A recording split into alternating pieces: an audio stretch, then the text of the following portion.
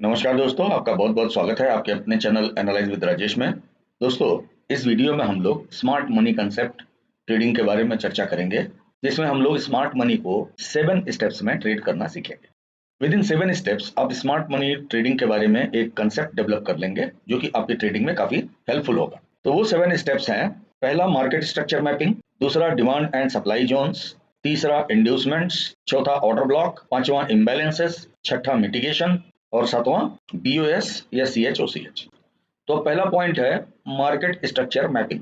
तो market structure mapping एक तो एचटीएफ में की जाती है। एचटीएफ का मतलब होता है हाई टाइम फ्रेम, और दूसरे एलटीएफ। एलटीएफ का मतलब है लो टाइम फ्रेम। तो हायर टाइम फ्रेम में मार्केट स्ट्रक्चर मैपिंग में ये देखना पड़ता है कि मेजर ट्रेंड बुलिश है या बियरिश है। अगर मेजर ट्रेंड बुलिश है तो ये हायर हाइज बनाते हुए चलेगा, यानी कि इसका हाई ब्रेक होते चलेगा। और अगर मेजर ट्रेंड बियरिश है तो ये लोअर लो बनाते हुए चलेगा, यानी कि लो ब्रेक होते हुए चलेगा।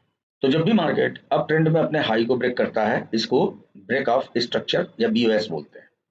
तो जब भी हाई ब्रेक होगा वहां पे बीओएस बनेगा। उसी तरह से डाउन मार्केट में भी जब भी लो ब्रेक होगा तो वहां बीओएस होगा।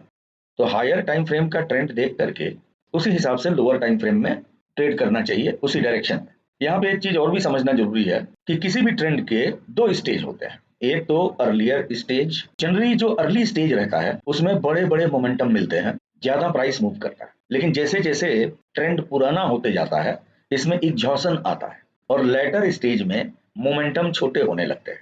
तो जनरली इनिशियल स्टेज में करेक्शंस छोटे होते हैं और अप मूवमेंट तगड़े होते हैं। लेकिन जैसे जैसे ट्रेंड पुराना होता है, इनका स्विंग हाइज छोटा होने लगता है, और फाइनली स्विंग हाई ब्रेक नहीं होता है, स्विंग लो ब्रेक हो जाता है। उसी तरह से डाउन ट्रेंड में भी जब ट्रेंड की शुरुआत रहती है तो डाउन मूव काफी बड़े बड़े होते हैं, उनमें मोमेंटम रहता है। लेकिन लेटर स्टेज में स्विंग लोज काफी छोटे होने लगते हैं, और फाइनली एक ऐसा भी स्टेज आता है जब स्विंग हाई ब्रेक हो जाता है। तो यहाँ तक तो ब्रेक ऑफ स्ट्रक्चर हो रहा था, लेकिन जब ये स्विंग हाई ब्रेक हो गया तो ये ब्रेक ऑफ स्ट्रक्चर नहीं होकर के चेंज ऑफ कैरेक्टर हो गया, जिसको कि सीएचओसीएच कहते हैं। ये सब क्या है? ये सब ब्रेक ऑफ स्ट्रक्चर। लेकिन जहां पर डाउन ट्रेंड में प्राइस ने अपने स्विंग हाई को ब्रेक कर दिया, या अप ट्रेंड में अपने स्विंग लो को ब्रेक कर दिया, वहां पे चेंज ऑफ कैरेक्टर बोला जाता है, क्योंकि अब प्राइस ने अपने कैरेक्टर को चेंज कर दिया। अभी तक क्या था? लो ब्रेक करने का कैरेक्टर था, लेकिन अब ये कैरेक्टर चेंज होकर के हाई ब्रेक करने का कैरेक्टर मार्केट ने अपना लिया, तो इसलिए इसको सीएचओसीएच बोलते हैं।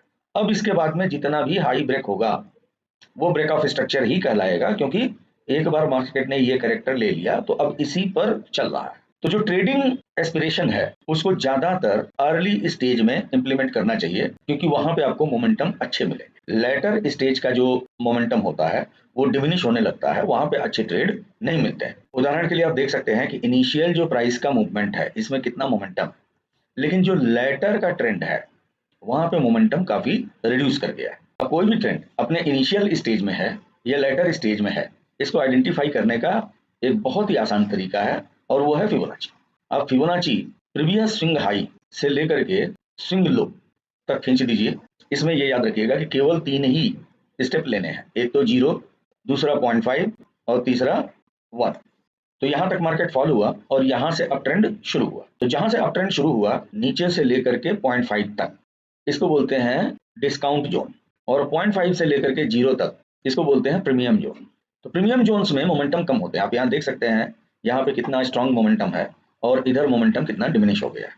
उसी तरह से जब प्राइस ऊपर से नीचे गिरेगा तो ऊपर का जोन जो है ये प्रीमियम जोन है, और नीचे का जोन जो है ये डिस्काउंट जोन है। तो बियरिश मार्केट में प्रीमियम जोन्स में मोमेंटम अच्छे मिलेंगे, और बुलिश मार्केट में डिस्काउंट जोन में मोमेंटम अच्छे मिलेंगे। तो ये तो हो गई हायर टाइम फ्रेम में trend analysis. Higher time frame के ट्रेंड को देख करके हम लोग लोअर टाइम फ्रेम में ट्रेड करेंगे। जैसे ये 2 घंटे का चार्ट है, और 2 घंटे के चार्ट में इस तरह का जो मूवमेंट है इसको हम लोग स्मॉलर टाइम फ्रेम में ट्रेड करेंगे। तो इससे यहाँ पर हम लोगों को छोटे टाइम फ्रेम में भी काफी अच्छे मूवमेंट मिलेंगे। उसी तरह से जहां पर रिवर्सल्स है, रिवर्सल्स में इस कैंडल में कंफर्म हुआ रिवर्सल, और उसके बाद जब ये लेवल ब्रेक हुआ, we will come to smaller time frame, और वहां पे मार्केट स्ट्रक्चर मैपिंग करके इस ट्रेंड के अनुसार हम लोग ट्रेड करेंगे, जिससे कि हमें अच्छे मोमेंटम उस टाइम फ्रेम में मिलेंगे। मार्केट स्ट्रक्चर मैपिंग के बाद में दूसरा स्टेप है demand and supply zone find out करना। उदाहरण के लिए इस जोन में मार्केट में अच्छा फॉल आया था, और इसको हम लोग आगे एक्सटेंड करेंगे तो देखिए सेम लेवल पे यहाँ भी अच्छा खासा फॉल आया। तो ये क्या है, ये सप्लाई जोन। उसी तरह से आप देख सकते हैं कि ये एक जोन है। इस जोन में जब भी मार्केट आता है इसमें अच्छे मूवमेंट दिखाई देते हैं। यहाँ पर देखिए, यहाँ पर देखिए, यहाँ पर देखिए, इस जगह देखिए, यहाँ पे इसने काफी अच्छा मूवमेंट लिया और यहाँ से जब गिरते गिरते वापस इस जोन में प्राइस आया तो फिर यहाँ से काफी अच्छा मूवमेंट मिला। तो बड़े टाइम फ्रेम में, छोटे टाइम फ्रेम में हम लोग सप्लाई एंड डिमांड जोन को फाइंड आउट करेंगे और वहां पे प्राइस की एक्टिविटीज पर नजर देंगे। उदाहरण के लिए आप देख सकते हैं कि सप्लाई जोन में इस तरह का रिजेक्शन दिखाई दिया जो कि इस लेवल से ऊपर तक गया। इसको बोलते हैं लिक्विडिटी ग्रैब और इसको इंड्यूसमेंट भी बोलते हैं। उसी तरह से यहाँ भी आप देख सकते हैं, ये एक डिमांड जोन था। प्राइस जब भी इस जोन को टच करता था उसमें काफी अच्छे मूवमेंट आते थे। यहाँ पर मामला कुछ अलग हुआ। यहाँ प्राइस ने एक लंबा इंड्यूसमेंट दिया और लिक्विडिटी स्वीप किया। इतना क्विक में लिक्विडिटी ग्रैब होती है, तो यहाँ पे लिक्विडिटी ग्रैब किया और उसके बाद का जो मूवमेंट है वो पिछले सारे मूवमेंट से काफी ज्यादा है। तो जब भी प्राइस प्रीवियस लेवल को ब्रेक करने का अटेम्प्ट लेता है और वहां से रिजेक्ट होता है, अब वो चाहे एक कैंडल की विक के रूप में रिजेक्शन हो जिसको लिक्विडिटी ग्रैब बोलते हैं, और चाहे एक कैंडल ब्रेकआउट दे करके कई छोटी छोटी कैंडलों में वहां से रिजेक्शन ले जिसको लिक्विडिटी स्वीप बोलते हैं। तो ये जब भी होता है, यहाँ पे ये समझिए कि स्मार्ट मनी ने लिक्विडिटी लिया है, क्योंकि जब भी प्राइस इस जगह पे आएगा, लोगों ने ये पिछले पैटर्न देखे हुए हैं तो उनको पता है कि प्राइस यहाँ पे आएगा और यहाँ से ऊपर रिफ्लेक्ट होगा, तो वो अपना बाइंग ऑर्डर इस जोन में प्लेस करते हैं और अपना एसएल इसके नीचे लगाते हैं। तो नीचे लगाने की वजह से यहाँ पे बहुत सारे स्टॉप लॉसेस लगे रहते हैं। प्राइस ने क्या किया, नीचे का मूव दे करके उन सारे स्टॉप लॉसेस को हिट किया। तो जिन लोगों ने यहाँ पे बाइंग ऑर्डर लगाया था, ये स्टॉप लॉसेस क्या है, सेल ऑर्डर लगेंगे। तो इन जनरल स्मार्ट मनी काफी ज्यादा अमाउंट में, बल्क अमाउंट में परचेजिंग करती है या सेलिंग करती है। तो जितना उनको सेलिंग या बाइंग करना है तो मार्केट में उतने सेलर मौजूद होने चाहिए ताकि उनके ऑर्डर एग्जीक्यूट हो जाए। लेकिन अगर उतने सेलर मार्केट में मौजूद नहीं है तो वो ऐसी जगह हंटिंग करेंगे जहां पर कि सेलिंग ऑर्डर्स मौजूद है। तो ये अगर स्टॉप लॉसेस हिट होते हैं तो यहाँ पे बल्क अमाउंट में सेल ऑर्डर क्रिएट होंगे, यानी कि ये सारे सेलर बन गए। इनके ऑर्डर्स ग्रैब कौन करेगा, स्मार्ट मनी। तो इस तरह से उनको जितनी क्वांटिटी में बाई करना था उतनी क्वांटिटी में सेलर्स मिल गए और उनके ऑर्डर फुलफिल हो गए। अब उसके बाद वो मार्केट को ऊपर ले जाएंगे और यहाँ पे लंबा प्रॉफिट बनाएंगे। तो इस तरह से स्मार्ट मनी इंड्यूस करते हैं। और अगर ये inducement demand and supply zone के साथ में हो और उस पर भी मार्केट ट्रेंड की दिशा में हो। अब ट्रेंड की दिशा का मतलब है कि प्राइस ऊपर जा रहा है, यहाँ से करेक्शन लिया, ये एक पहले सप्लाई जोन था, इसको प्राइस ने क्रॉस कर दिया और यहाँ पर इंड्यूसमेंट हुआ। इंड्यूसमेंट होने के बाद प्राइस इस डायरेक्शन में गया, तो इसकी इफेक्टिवनेस काफी बढ़ जाती है। इंड्यूसमेंट के बाद नेक्स्ट स्टेप आता है ऑर्डर ब्लॉक। तो ऑर्डर ब्लॉक वो पॉइंट होते हैं जहां से मार्केट में इम्बैलेंस आता है। फॉर एग्जांपल देखिए, यहाँ पे प्राइस डाउनवर्ड था, ये एक इंड्यूसमेंट था, प्राइस यहाँ से रिजेक्ट हुआ, इस जगह पे स्टैग्नेंट हुआ और ये एक कैंडल जो है ये इम्बैलेंस दर्शा रही है, यानी कि यहाँ पे डिसेसिवली बायर्स जो है ये सेलर की अपेक्षा डोमिनेंट हो गए। जैसे यहाँ पर सेलर डोमिनेंट थे, ये सेल साइड इम्बैलेंस था, लेकिन यहाँ पे ये बाइंग साइड इम्बैलेंस क्रिएट हुआ। तो इस इम्बैलेंस क्रिएट होने के पहले जो लास्ट अपोजिट कैंडल थी वो कैंडल ऑर्डर ब्लॉक।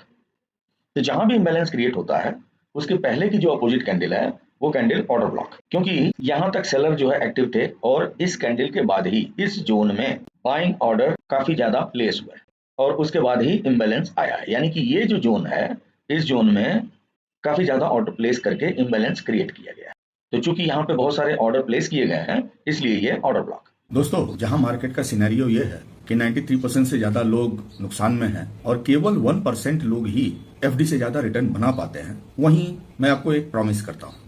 प्रॉमिस ये है कि हमारे कोर्सेज करने के 1 महीने के बाद भी अगर ओवरऑल आप रेड में हैं तो फुल फी रिफंड कर दी जाएगी। कोर्सेज हमारे 2 तरह के हैं, एक शॉर्ट टर्म कोर्सेज हैं और एक डीप लर्निंग के कोर्सेज हैं।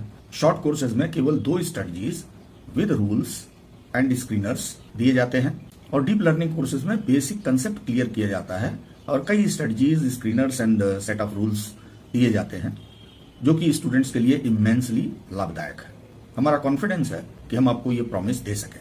दोनों तरह के ही कोर्सेज काफी नॉमिनल फी में दिए जाते हैं, तो सेशन जल्द ही शुरू होने वाले हैं। देर मत कीजिए और इस प्रॉमिस का लाभ उठाइए। अब ऑर्डर ब्लॉक के बाद अगला स्टेप है इम्बैलेंस का और मार्केट की असल जान यही है, क्योंकि जहां इम्बैलेंस नहीं क्रिएट होगा वहां मोमेंटम नहीं रहेगा, और जहां मोमेंटम नहीं रहेगा वहां ट्रेडर को ट्रेड करने में आनंद नहीं आएगा। तो यहाँ पर इम्बैलेंस क्रिएट हुआ और प्राइस यहाँ तक मूव किया। अब प्राइस के इस मूवमेंट के पहले हमको पता नहीं था कि प्राइस यहाँ पे मूव करेगा। प्राइस ने यहाँ पे मूवमेंट दिखा दिया, इसका मतलब यह है कि यहाँ पे इंस्टीट्यूशंस ने एंट्री किया है, ये कंफर्म। क्योंकि रिटेलर्स की जो कैंडलें होती हैं वो छोटी छोटी होती हैं, इस तरह का इम्बैलेंस बल्क ऑर्डर के बिना नहीं हो सकता। इतना बल्क ऑर्डर प्रोड्यूस हुआ है, इसका माने यहाँ पे big institutions has taken entry, और उसके साथ में जो प्रीवियस स्विंग लेवल था वो लेवल भी ब्रेक हो गया। तो यहाँ पर आपको कई चीजें एक साथ में दिखाई दी। एक तो ये डिमांड जोन है, दूसरे ये इंड्यूसमेंट है, तीसरे यहाँ पे ऑर्डर ब्लॉक है, चौथे यहाँ पे इम्बैलेंस है, पांचवें यहाँ पर चेंज ऑफ कैरेक्टर है। डाउन ट्रेंड से अप ट्रेंड की तरफ में जा रहा है, यानी कि यहाँ रिवर्सल ले रहा है। तो ये इसने चेंज ऑफ कैरेक्टर किया है और यहाँ पर इम्बैलेंस हुआ है। इस तरह के इम्बैलेंस को फेयर वैल्यू गैप या FVG बोलते हैं। प्रीवियस कैंडल का हाई और नेक्स्ट कैंडल का लो, यानी कि ये जो कैंडल जिसमें इम्बैलेंस हुआ है, इसके पहले की कैंडल का हाई और इसके बाद बनने वाली कैंडल का लो। उसी तरह से अगर बेरिश फेयर वैल्यू गैप बनेगा तो प्रीवियस कैंडल का लो और नेक्स्ट कैंडल का हाई, इसके बीच में अगर कोई ओवरलैपिंग नहीं है तो इसको बोलते हैं FVG, फेयर वैल्यू गैप। क्योंकि जहां तक सेलर का एग्जिस्टेंस था वहां तक फेयर वैल्यू थी, उसके बाद जहां वापस सेलर आ गए वहां से फेयर वैल्यू शुरू हुई, जहां पर केवल बायर्स है उस गैप को फेयर वैल्यू गैप बोले। तो चूंकि यहाँ पे बायर्स का ही बोलबाला था, तो जितने बायर ने यहाँ पे ऑर्डर लगाए थे उतने के ऑर्डर फुलफिल नहीं हुए। बहुत सारे बायर यहाँ पे बच गए जिनका की ऑर्डर एग्जीक्यूट नहीं हुआ। तो यहाँ पे बहुत सारे पेंडिंग ऑर्डर्स रहते हैं, यानी कि ये लिक्विडिटी जोन रहता है, और यहाँ पे इंटरनल लिक्विडिटी होती है क्योंकि ये एक कैंडल के अंदर का एरिया है। तो लिक्विडिटी बोलते हैं जहां पर स्टॉप लॉसेस रहता है। जिस जगह पे ज्यादा स्टॉप लॉसेस रहेंगे वहां पे लिक्विडिटी रहेगी।